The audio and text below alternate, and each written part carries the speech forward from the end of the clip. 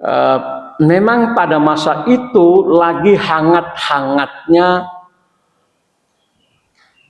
pikiran tentang pemberantasan tahayul, bid'ah, khurafat, TBC itu. Dan itu menimbulkan kegelisahan yang luar biasa dari ulama-ulama pesantren. Karena kaum muda ini, istilah yang digunakan pada masa itu adalah menyerang jantung keyakinan ulama-ulama pesantren. Nah, bagaimana menghadapi ini? Bagaimana melawan gerakan kelompok muda ini?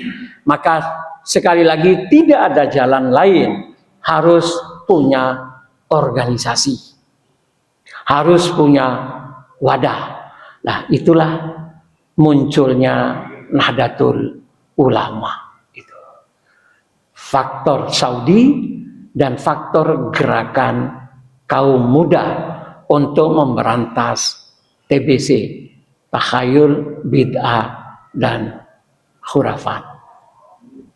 Maka muncullah Nahdlatul Ulama itu. Ya, tujuannya adalah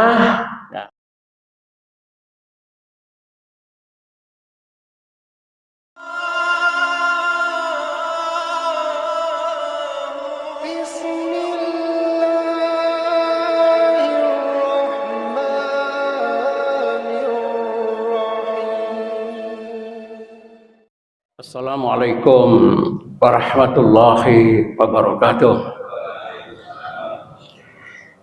Bismillahirrahmanirrahim.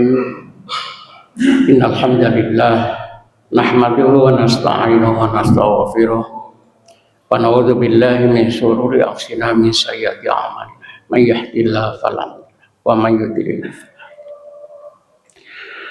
asyhadu an la ilaha illallah wahdahu la syarika lah al-malikul haqqul mubin wa asyhadu anna Muhammadan abduhu wa rasuluhu la nabiyya ba'da.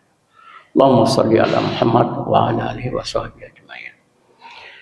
Allah Ta'ala fi kitabihil karim, a'udzu billahi minasy syaithanir rajim. Bismillahirrahmanirrahim. Ya ayyuhalladzina amanu taqullaha haqqa tuqatih wa la tamutunna illa wa antum muslimun. Rabbi shrah li sadri wa yassir li amri wa hlul 'uqdatam min lisani. Rabbi habli hukma wal hikmi bis salihin waj'al lisana sidqin fil akhirin waj'alni min warasatin. Subhanaka la ilma lana illa ma 'allamtana innaka antal alim. Allah nas'al ilman nafi'ah wa rizqan thayyiban wa amalan mutaqabbal. Raditu billahi rabba wa bil islami dina wa bi Muhammadin nabiyya wa rasul. Ilahi anta maksudi wa ridhaka matlubi.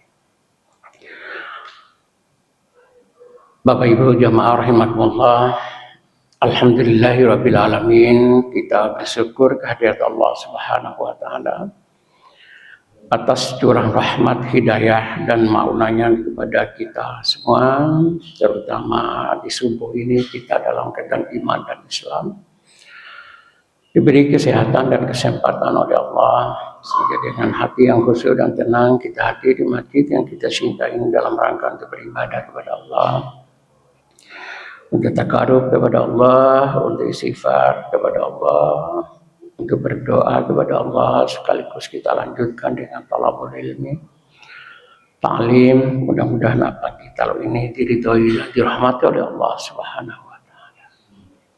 Salawat dan salam kita haturkan pada junjungan besar Muhammad sallallahu alaihi wasallam, sekeluarga, sahabat dan pengikutnya sampai akhir zaman. Bapak Ibu jamaah rahimakumullah, pada kesempatan ini saya berbicara tentang Nahdlatul Ulama.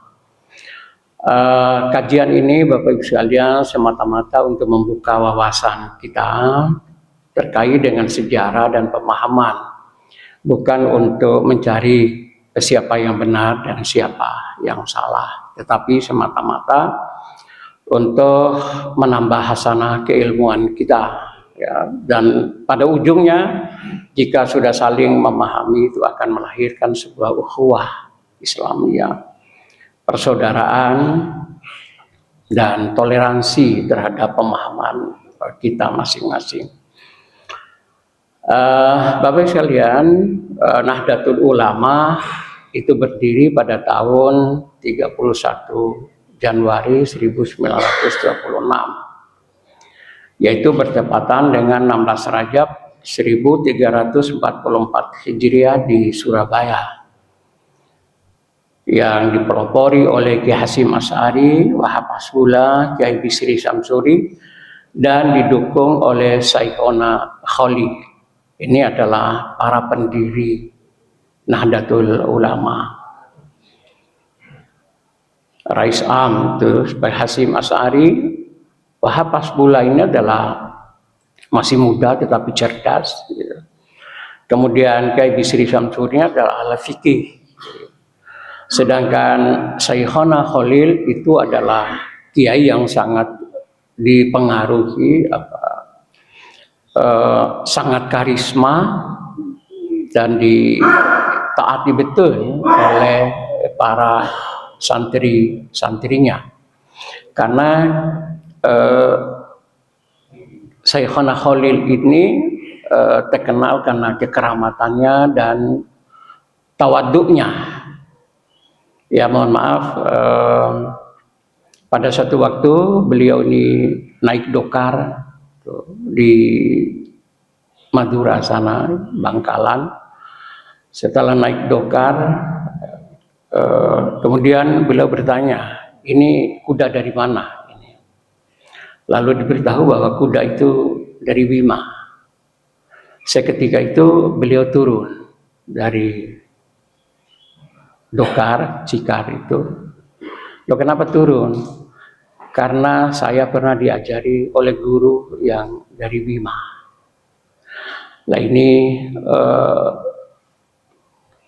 karena tahu bahwa kuda itu berasal dari Bima dan dia diajari oleh guru dari Bima, demi tawadhu dan hormat kepada guru, maka dia pun tidak mau menaiki dokar itu.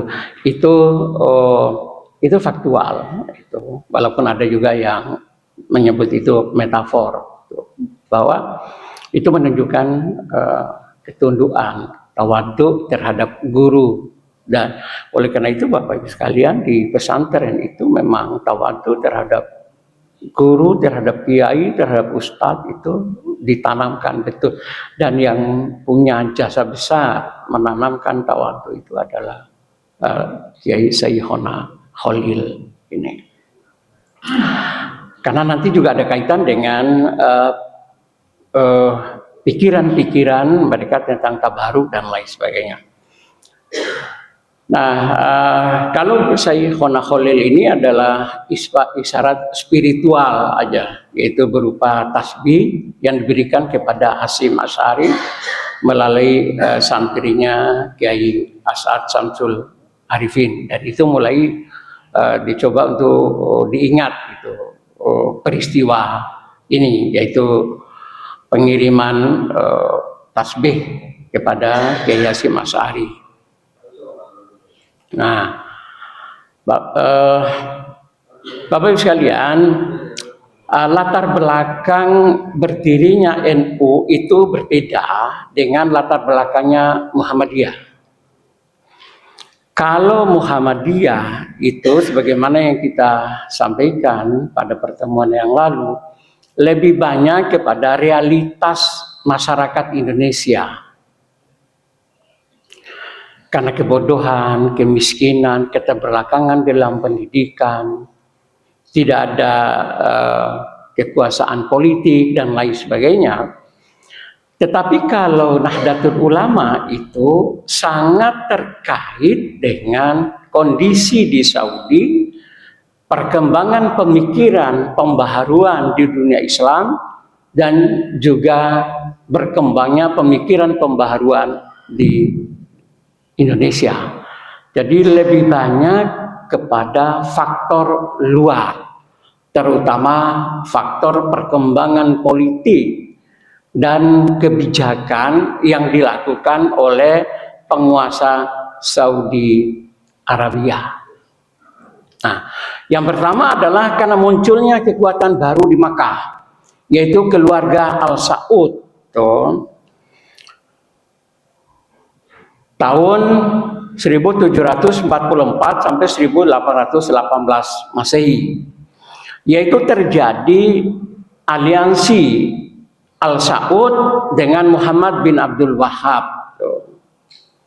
Al Saud ini menjadi Saudi Arabia sekarang, Salman bin Saud ya adalah pemimpin lokal di Riyadh, sementara Muhammad bin Abdul Wahab adalah seorang ulama reformis. Inilah persatuan kekuatan politik dan dakwah, yaitu aliansi politik dan agama, yaitu bersatunya yang satu punya kekuatan politik, sementara yang satu punya kekuatan agama. Setelah dua kekuatan ini bersatu, maka mereka melakukan ekspansi. Wilayah-wilayah di sekitar itu diserang dengan kekuatan militer. Ini kemunculan Wahabi yang menimbulkan kebencian terhadap, dalam tanda kutip, itu sebagian umat Islam dan sampai sekarang, itu karena mereka melakukan penyerangan terhadap wilayah sekitar dengan alasan itu adalah membersihkan dari kesyirikan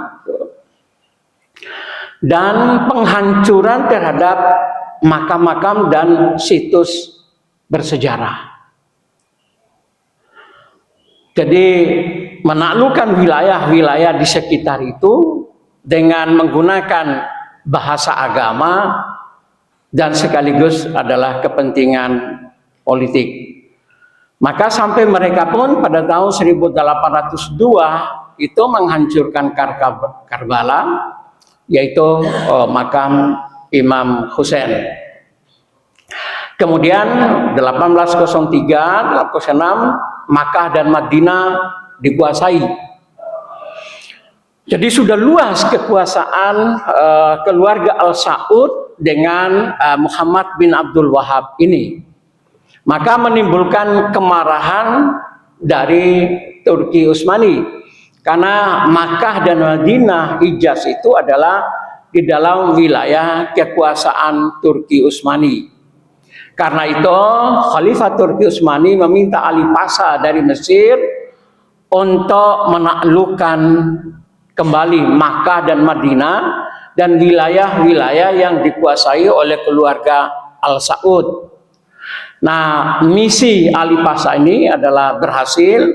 Kemudian lalu Al Saud itu ditangkap dan dihukum bunuh di Istanbul.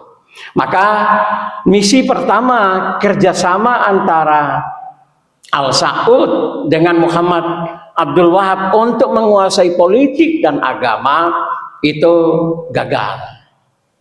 Tidak berhasil karena langsung ditumpas oleh kekuatan Turki Utsmani.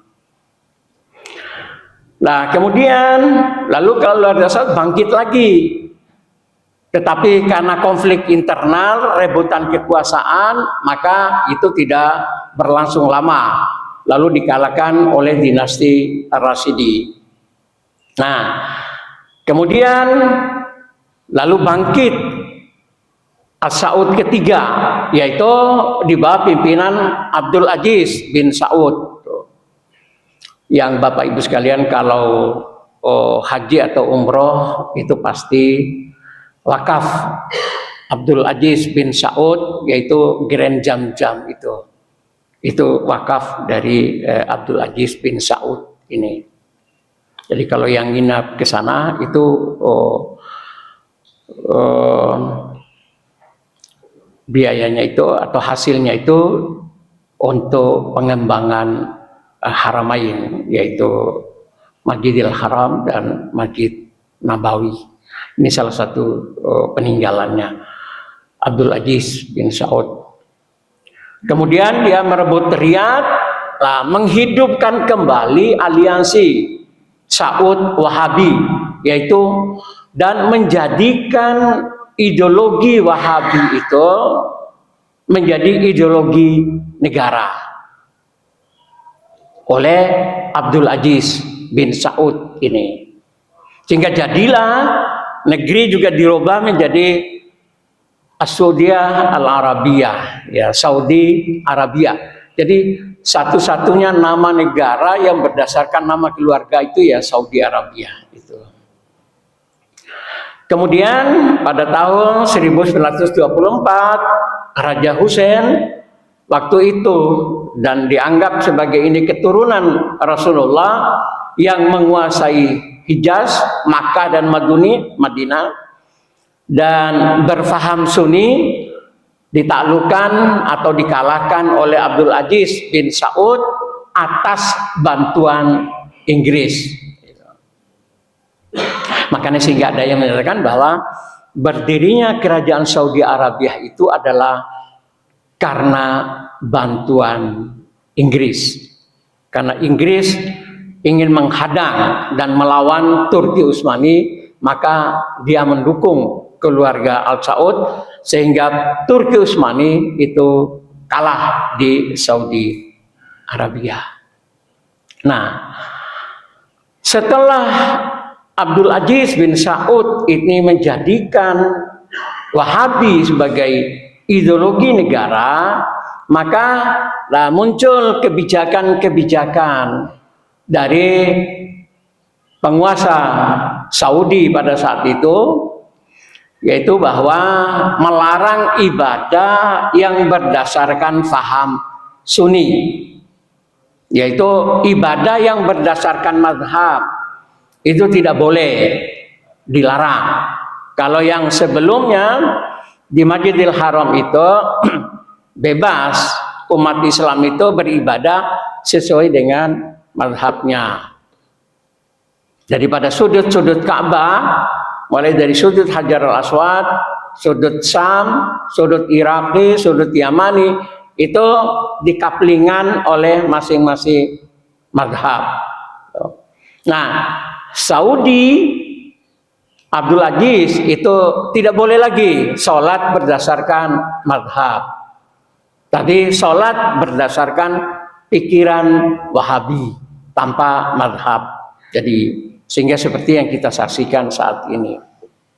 Kemudian melarang tasawuf, terutama thariqat. Kemudian ziarah kubur. Lalu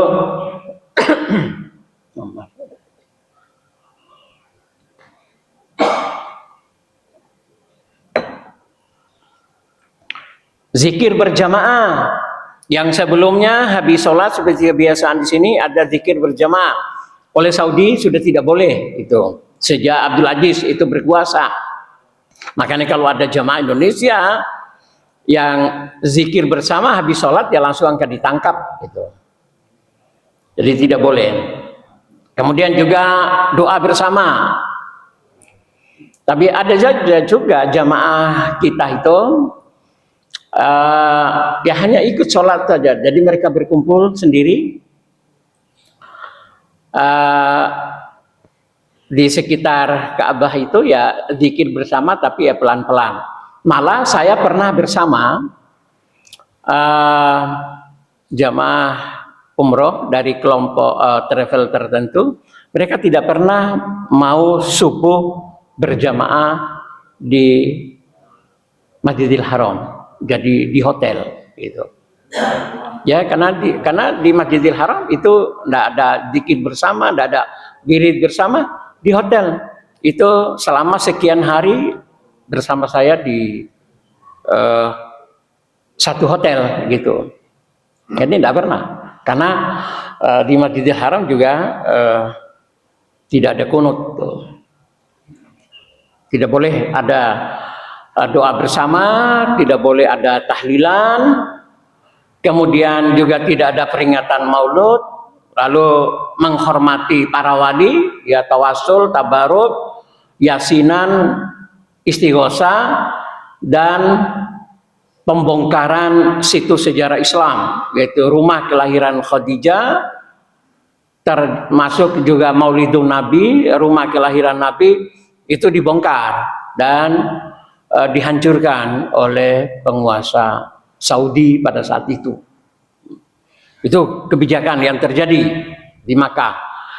Nah, karena itu maka ulama pesantren, karena pada saat itu belum ada NU-nya, jadi atau ulama tua, itu terjadi sebuah kegelisahan dan keresahan di Indonesia.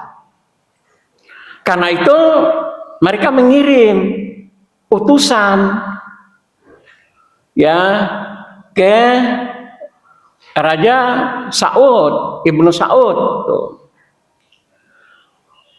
Agar apa? Karena raja akan melarang peribadatan menurut mazhab, maka mereka meminta ya kepada penguasa Arab Saudi itu jaminan kebebasan bermazhab,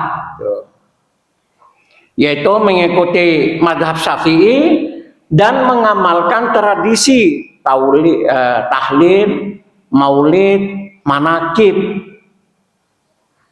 Itu Komite Hijaz tadi itu. Kemudian mereka mengharapkan agar Makkah dan Madinah itu tetap menjadi pusat dunia Islam.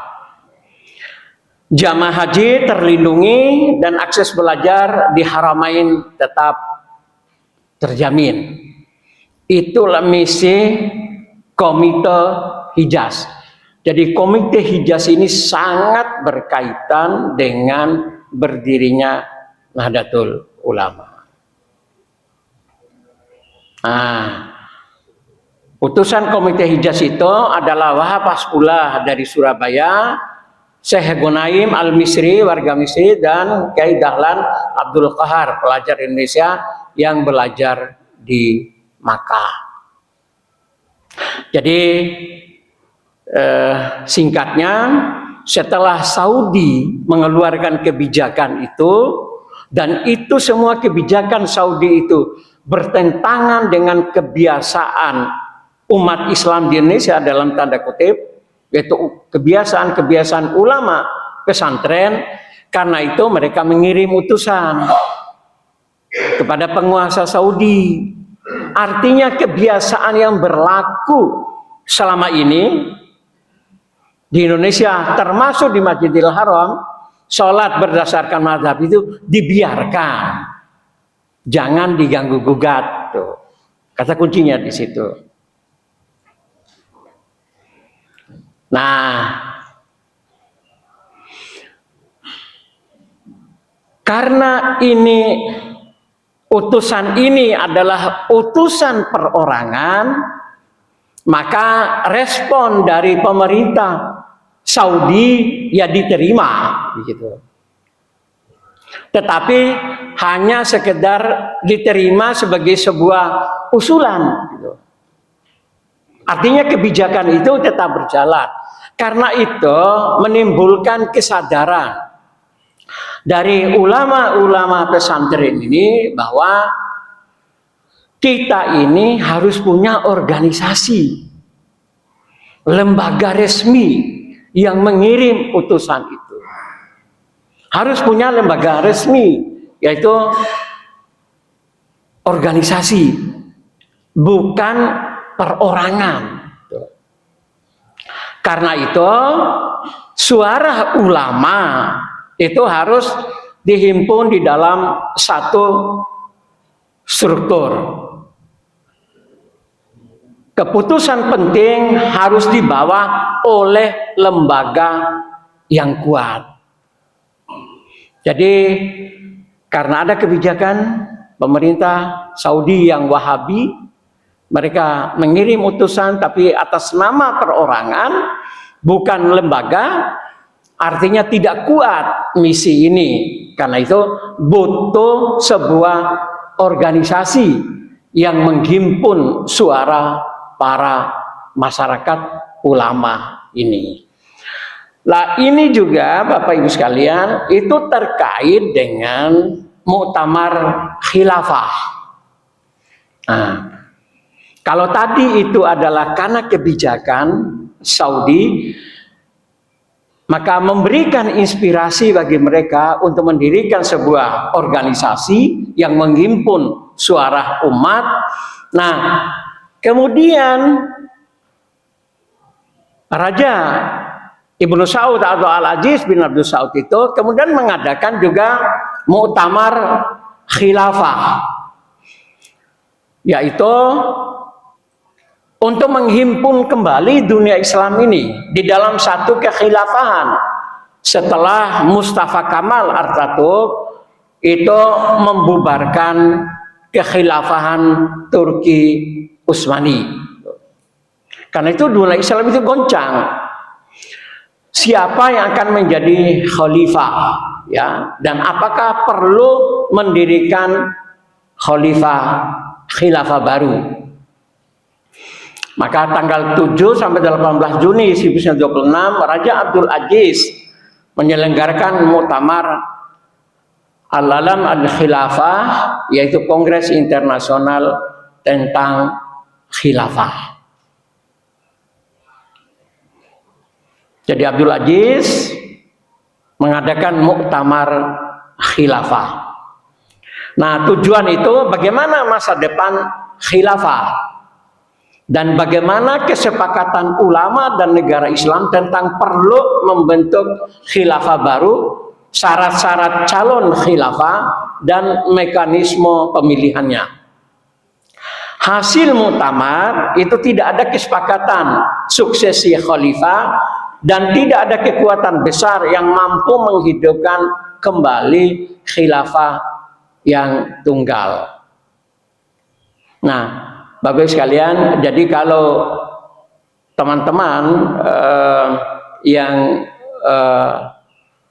ingin menghidupkan kembali khilafah itu sebenarnya sudah pernah dicoba oleh Abdul Aziz bin Saud ini, tapi itu gagal, tidak berhasil. Karena itu susah untuk direalisasikan. Nah, apa kaitannya dengan berdirinya NU muktamar khilafah ini? Nah, salah satunya adalah utusan itu awalnya itu Cokroaminoto untuk hadir dalam muktamar itu, kemudian HM Suja, Haji Abdullah Ahmad, kemudian Abdul Karim Amrullah, bapaknya Hamka, dan Wahab Hasbullah. Nah, Wahab Hasbullah itu dicoret sebagai utusan karena tidak mewakili siapa-siapa, gitu. Mewakili siapa? Yang lain mewakili guru, gitu ya, mewakili umat Islam di Sumatera, mewakili Muhammadiyah. Kemudian mewakili SI, kemudian Wahab Hasbullah mewakili siapa? Tidak ada organisasi. Itulah yang secara langsung juga membuat tekad ulama-ulama pesantren itu bahwa kita harus punya organisasi, harus punya wadah, sehingga suara kita itu bisa terwakili. Ini latar belakang munculnya Nahdlatul Ulama itu dari sisi kondisi internasional, khususnya di Arab Saudi. Oleh karena itu ini faktor yang paling dominan. Nah, faktor yang kedua adalah gencarnya pemikiran pembaharu oleh kaum muda. Pada saat itu terkenal golongan tua dan golongan muda. Kalau golongan tua itu adalah diwakili oleh ulama-ulama pesantren, golongan muda itu adalah diwakili oleh para pemikir pembaharu. Dan memang pada masa itu lagi hangat-hangatnya pikiran tentang pemberantasan tahayul, bid'ah, khurafat.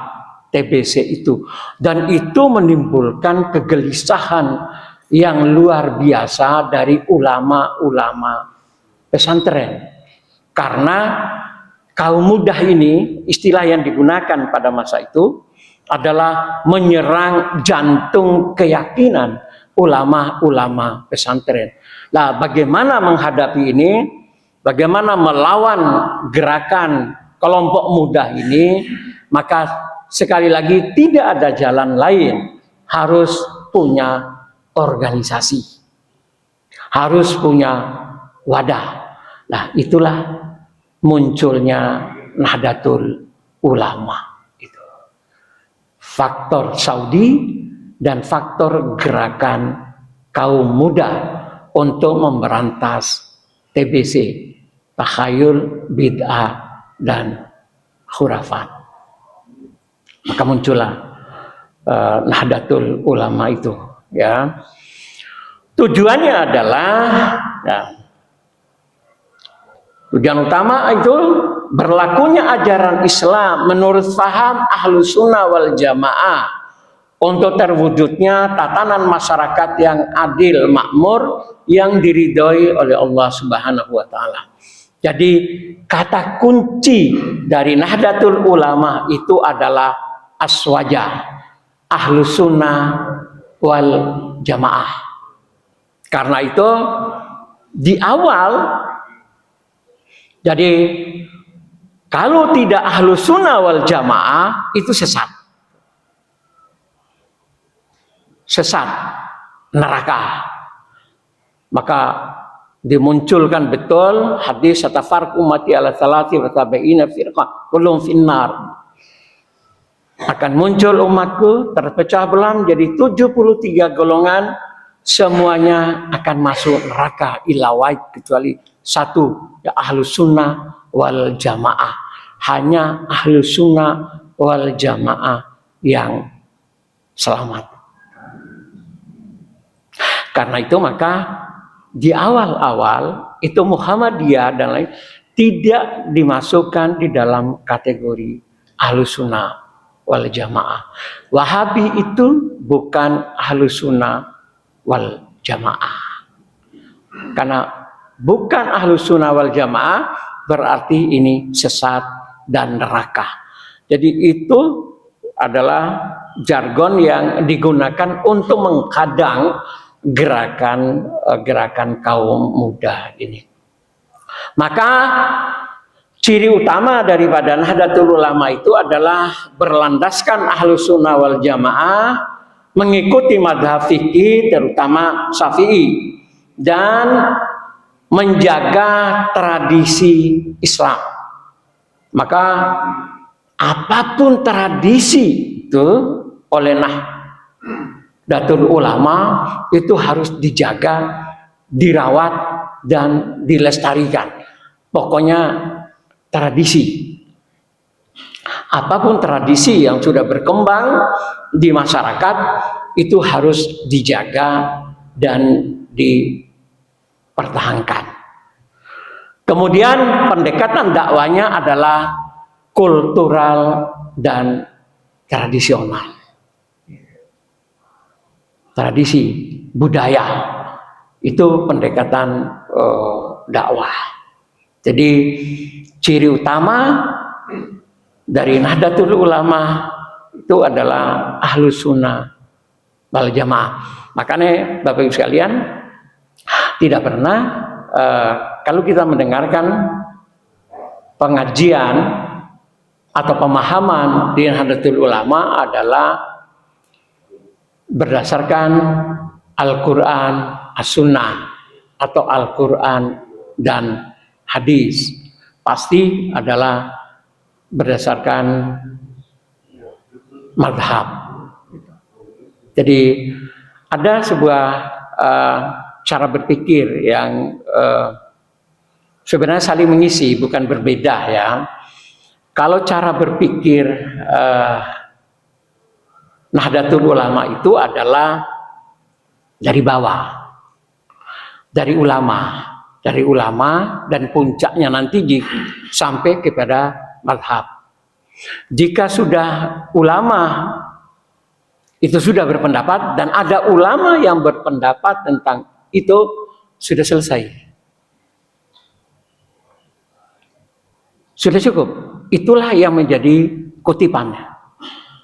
Rujukannya adalah pendapat itu. Nah, kalau Muhammadiyah itu berangkat dulu kepada Al-Quran, kepada hadis, baru membandingkan dengan pendapat ulama dan realitas kekinian. Jadi metodenya yang berbeda. Walaupun mereka meyakini bahwa ulama itu berpendapat, tentu saja tidak ngarang mereka, pasti berdasarkan Al-Quran dan hadis. Ya sudah cukup itu. Maka al-ulama warasatul anbiya itu menjadi pegangan itu di kalangan Nahdien. Jadi apa yang difatwakan oleh ulama, sami'na wa ta'na. Apalagi kalau sudah sampai menyangkut kepada madhab. Ilmu kita itu apa? Pengetahuan kita itu apa? Dibandingkan dengan ulama-ulama madhab. Jadi begitu. Itu kerangka berpikir yang dibangun oleh Nahdlatul Ulama.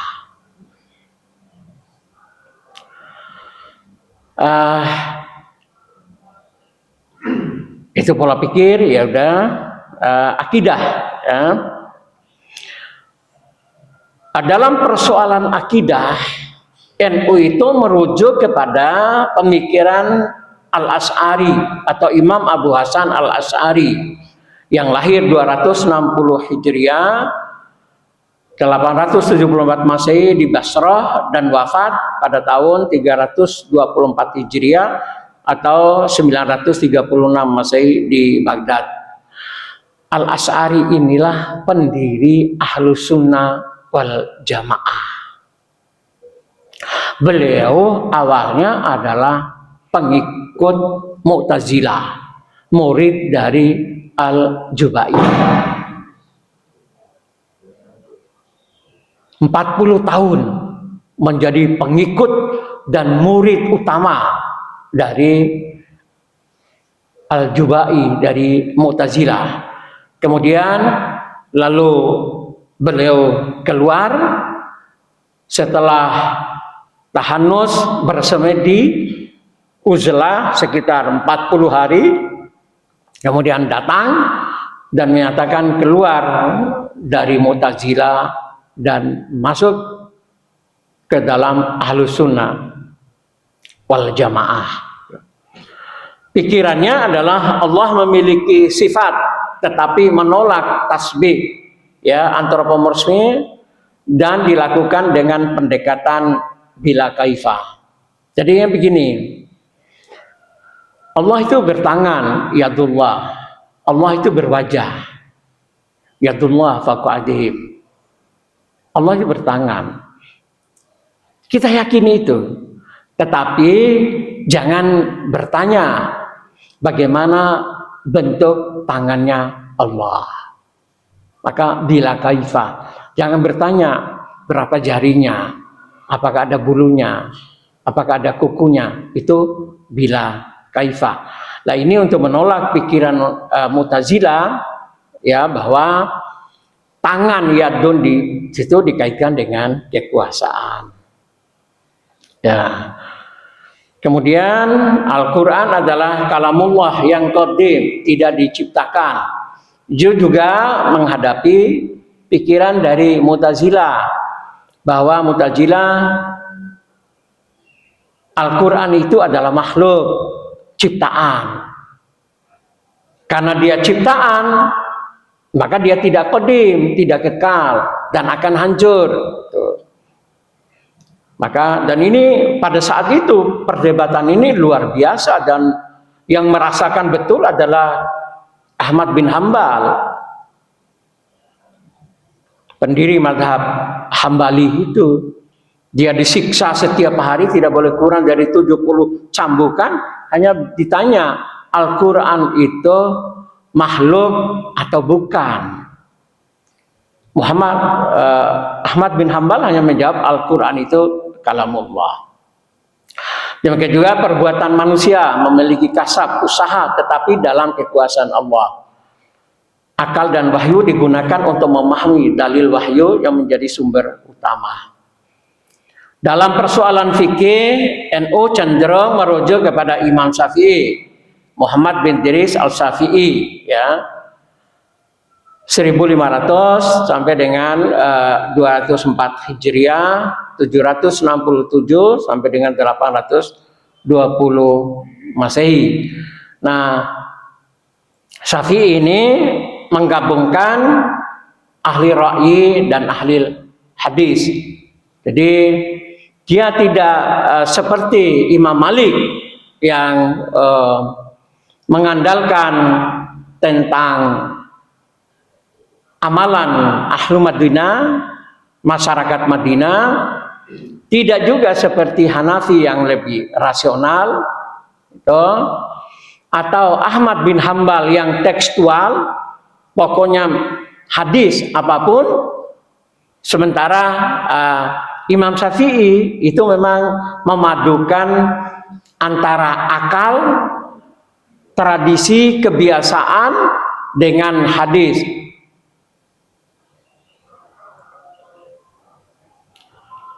Ya, ini cara berpikir Imam Syafi'i, dan itu memang cocok dalam tanda kutip, ya, untuk masyarakat tradisional. Itu cara berpikirnya Imam Syafi'i. Lah kalau cara berpikirnya Ahmad bin Hambal, itu mazhab Hambali, itu hadis tekstual. Pokoknya ya mohon maaf, itu yang banyak, sebagian itu yang banyak diikuti oleh Muhammadiyah cara berpikirnya mazhab Hambali, dan yang ngambil plek itu adalah kawan-kawan dari Salafi. Nah, bidang tasawuf NU merujuk kepada Imam Al-Ghazali dan Junaid Al-Baghdadi. Nah, sedikit Bapak sekalian,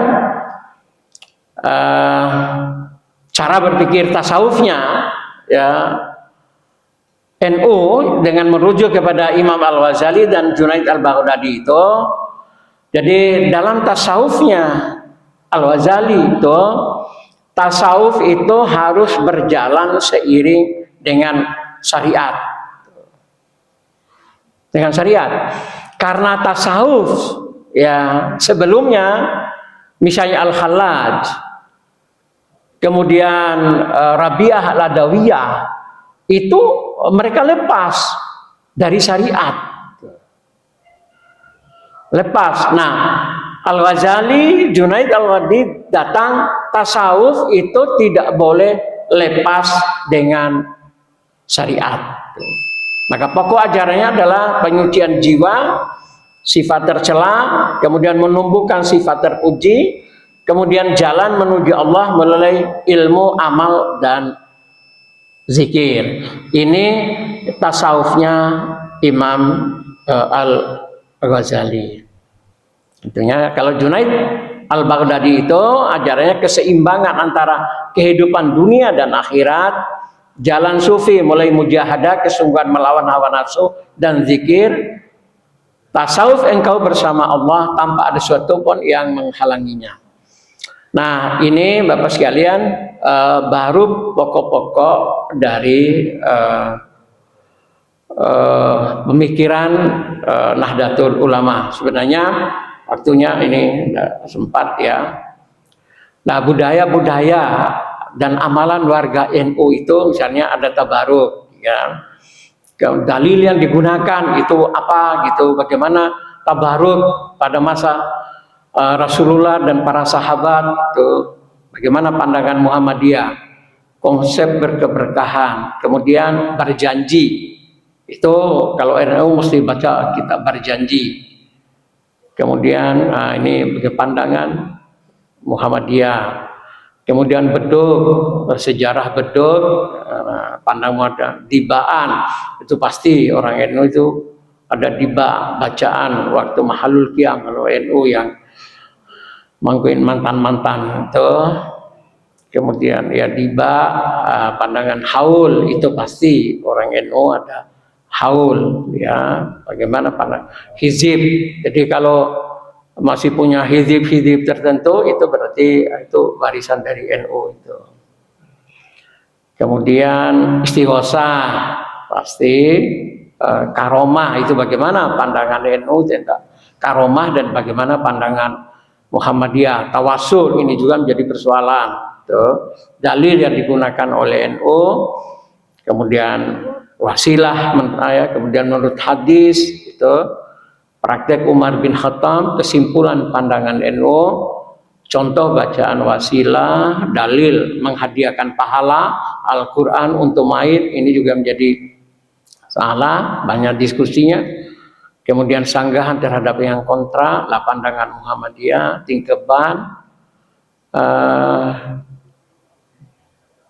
jenis makanan dalam acara tingkeban itu mungkin ini perlu dicoba juga di masjid mungkin. Macam tingkeban, ziarah kubur, pandangan tasbih, tahlil, dalil seperti apa dalil yang digunakan oleh NU tentang tahlil itu talqin. Nah, bagaimana dalilnya? Kemudian bagaimana pendapat Ibnu Taimiyah tentang talqin, pandangan Muhammadiyah. Kemudian ini bagus sekali ini susah banget. Nanti ada tarikat dan lain sebagainya lanjutan. Di Muhammadiyah itu tidak terbiasa menghidupkan malam nisfu Sa'ban. Di Muhammadiyah kita itu sibuk, biasanya kalau kita adalah Lailatul Qadar, makanya sampai ada sahur bersama, jadi dihidupkan Lailatul Qadar. Sementara kalau di masjid NU itu jarang kita melihat malam ke-21 dan lain sebagainya itu tetap sepi gitu. Tapi kalau di Masjid Muhammadiyah itu sangat hidup. Nah, tapi mereka menghidupkan nisfu Sa'ban gitu. Nisfu Sa'ban. Jadi ini hadis Hasan, Al-Albani dan lain sebagainya. Jadi terjemahnya, Allah melihat kepada seluruh makhluk kepada malam nisfu Sa'ban, lalu Dia mengampuni semua hambanya kecuali orang yang musyrik dan orang yang bermusuhan menyimpan dendam. Nah, maka pada malam nisfu Sa'ban itu kalau kalender global itu adalah malam Selasa. Berarti besok malam. Itu malam nisfu Sa'ban. Itu Allah akan mengampuni. Ini hadis Hasan. Ya. Kemudian ini pada malam itu apakah segala urusan yang penuh hikmah, dituliskan azal, rezeki dan berbagai musibah. Ini semua ulama itu sepakat hadis ini dhaif. Itu. Ada juga ini hadis dhaif. Jika pada malam Lailatul Qa'ban, maka Rasulullah menyatakan sholatlah kalian pada malam harinya, artinya tahajud, kemudian berpuasa pada siangnya karena Allah turun ke langit dunia mulai terbenamnya matahari, ya, dengan menyatakan siapa yang minta ampun aku ampuni, dan siapa yang minta rezeki aku memberi rezeki, dan siapa yang akan timpa bala, mohon keselamatan dari bala, aku akan amankan. Nah, tapi ini hadis dhaif itu. Tapi Bapak Ibu sekalian, para ulama itu mengakui keutamaan malam nisfu Sa'ban. Mengakui seperti Ahmad bin Hanbal, Imam Al-Za'i, Ibnu Taimiyah yang berdasarkan hadis tadi itu. Karena itu pendapat Imam Syafi'i adalah doa dikabulkan pada 5 malam.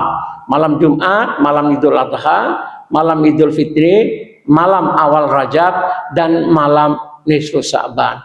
Karena itu maka kebiasaan NU pada malam nisfu Sa'ban itu adalah Malam yang mulia dan boleh dihidupkan dengan amal kebaikan. Maka praktek yang dilakukan oleh orang-orang NU adalah sholat sunat. Walaupun ada hadis tapi dhaif, sholat sunnah sampai 100 rakaat. Ya, membaca Al-Quran, kemudian istighfar dan doa juga kemudian istighfar dan doa. Lalu tradisi yasinan 3 kali. Nah, pasti itu. Kemudian tahlil dan doa bersama. Nah, kalau Muhammadiyah itu mengakui keutamaan malam nisfu Sa'ban, tapi tidak ada tuntunan khusus dari Nabi. Tidak menganjurkan yasinan khusus nisfu Sa'ban, tidak menganjurkan untuk sholat berjamaah dan doa dengan format-format tertentu. Nah, ini pikiran Muhammadiyah. Kalau NU itu menghidupkan betul malam nisfu Sa'ban gitu. Saya kira perlu dicoba juga di Masjid Dakwah itu. Ya, jadi datang buka jam 11 malam, ya zikir sendiri-sendiri, sholat, berdoa, istighfar, kemudian nanti jam 1 atau jam 2 tahajud, tapi bukan tahajud berjamaah, udah. Jadi itikaf aja di masjid sampai subuh gitu. Pada malam nisfu Sa'ban. Dan ini belum pernah dilakukan oleh orang Muhammadiyah itu. Kalau orang NU itu menghidupkan malam nisfu Sa'ban itu. Nah, dan sepakat itu malam yang mulia, malam nisfu Sa'ban itu. Wallahu alam. Nah, atau mungkin ada sesuatu yang ingin ditanyakan atau udah cukup? Oh, ada yang ada. Monggo, Pak.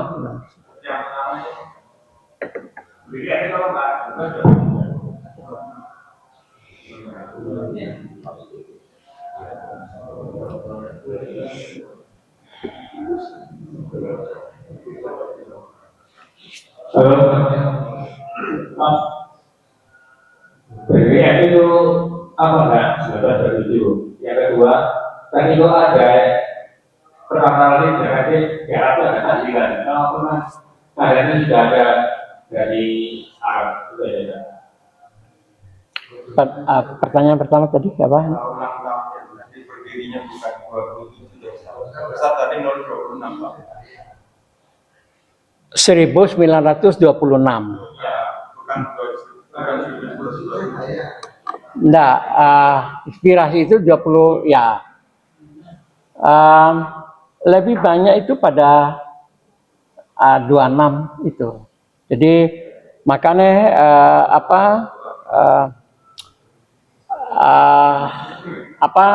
Gus Dur khitah 26 itu. Jadi maka khitah 26 dan itu yang menjadi rujukan itu 26 itu ya. Oleh karena itu sebagian menyebutnya adalah 26. Nah, kemarin itu tidak dosa dia itu sama kalah 100 itu. Tahun itu kemarin tidak ada orang dia itu kayak di desa itu ada kalah 100 tahun itu. Oh, memberi ucapan selamat itu. Ya, kan makanya kan hitungan tahun juga itu kan menggunakan miladiah atau hijriah.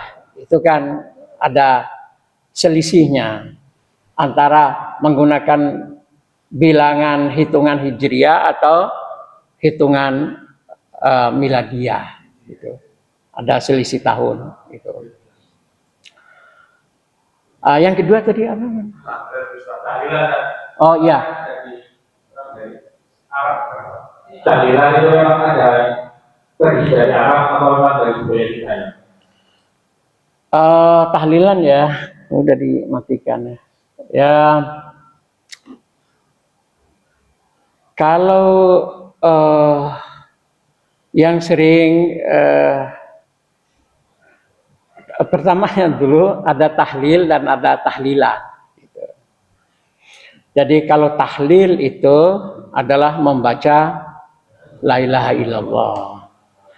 Lah kalau tahlilan ada A-nya itu ada makanannya.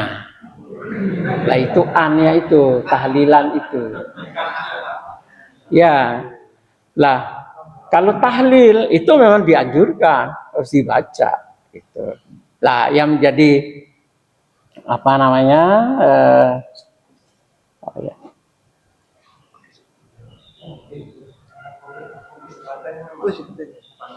anu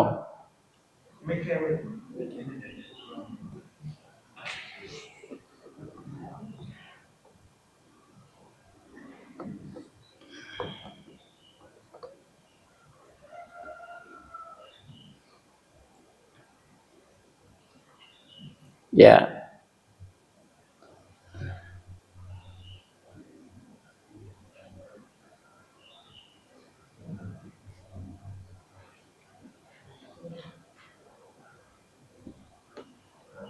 tahlilan ya malam pertama ini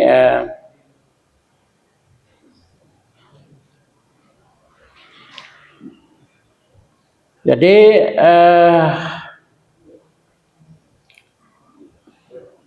baca Yasin ini kalau Al-Quran.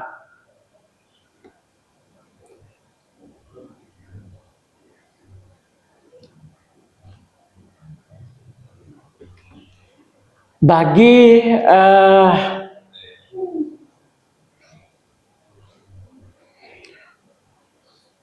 dari Tabaqat Al-Kubrah itu bahwa Umar menjelang kematiannya itu tidak hari sebelum kematian itu memerintahkan agar memberi makan kepada manusia. Dan setelah pulang dari jenazah, kemudian memberikan makan kepada manusia,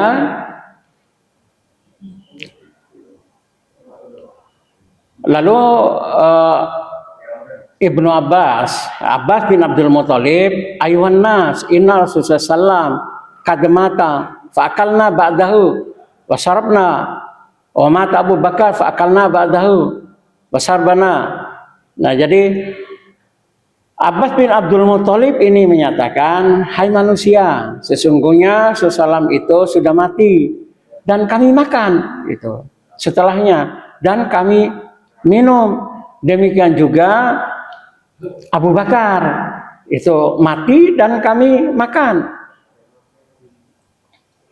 Karena itu maka makanlah makanan ini, makanan yang disediakan setelah kematian Umar oleh keluarga Umar. Lah ini dalil juga yang digunakan oleh orang NU yang tahlilan tadi itu, memberi makan itu. Jadi dari Abbas bin Abdul Muthalib ini. Jadi nah hadis yang digunakan oleh yang tidak memberi makan setelah kematian itu adalah meninggalnya Ja'far bin Abdul Muthalib itu. Jadi Rasulullah itu memang melarang, malah menganjurkan untuk membawa makan ke rumah Ja'far bin Abdul Muthalib gitu. Menganjurkan, bukan makan ke rumah itu. Tetapi ini dalil yang digunakan oleh orang-orang NU bahwa sudah setelah Rasulullah wafat dulu itu juga kita makan gitu. Setelah Abu Bakar wafat ya kita makan, karena itu makanan disediakan oleh keluarganya Umar ini ya kita makan. Nah ini kaitan dengan makanan gitu. Maka karena itu maka diadakan acara tahlilan itu adalah untuk mendoakan sang mayit itu dengan menyediakan makanan. Yang menjadi persoalan itu adalah harinya. 1 hari, 3 hari, 7 hari, 100 hari, lalu nanti 1000 hari. Nah, kenapa ditentukan harinya acara tahlilan atau acara mendoakan sang mayit? Jadi ini memang persoalan khilafiyah dan tidak akan bisa terselesaikan ini karena ada 2 cara pandang yang berbeda. Ini persoalan memang menjadi perdebatan itu atau diskusi adalah di tengah masyarakat itu ya persoalan tahlil, persoalan talqin dan sebagainya. Saya kira itu ya karena waktunya Bapak sekalian, karena sebentar lagi kita akan menghadapi bulan Ramadan dan karena itu dan besok malam itu adalah malam nisfu Syaban. Mari kita sucikan hati kita, terutama Allah tidak akan mengampuni dosa kita sepanjang kita masih ada rasa permusuhan, rasa kebencian, rasa dendam terhadap orang lain. Mari kita sucikan hati kita semua. Terima kasih dan mohon maaf. Dan jika ada sesuatu yang benar saya sampaikan selama ini, itu semata-mata karena hidayah Allah. Dan jika ada yang salah, keliru, khilaf, itu karena kelemahan dan kedhaifan saya. Karena itu saya mohon maaf yang sebesar-besarnya. Terima kasih dan mohon maaf. Wassalamualaikum warahmatullahi wabarakatuh.